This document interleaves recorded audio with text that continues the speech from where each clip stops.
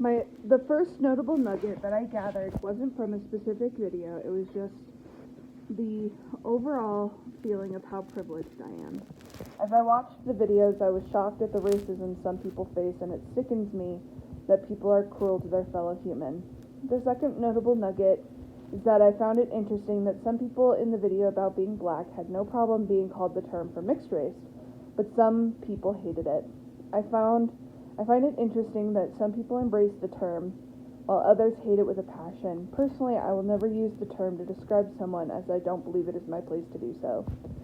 Third notable nugget was how most of the videos were just trying to get the point across not to rely on stereotypes. I think it is sad how steadfast people are in their need to hold to stereotypes. As far as experiences with people of other races and cultures than me, the one that really comes to mind is my mentor. Their family is half Mexican, half Scandinavian, and both sides of their family are first-generation immigrants.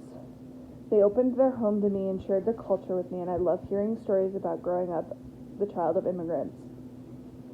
They're one of my closest friends, and I cherish my relationship with them. As far as how I will show cultural humility when I am teaching my students, I will make sure that there is time for students to share their culture and to show off the stories and traditions of their culture. I think another important aspect is to try not to teach my students what the meaning of their culture is. I am not the expert in my students' culture, and I should not try to be.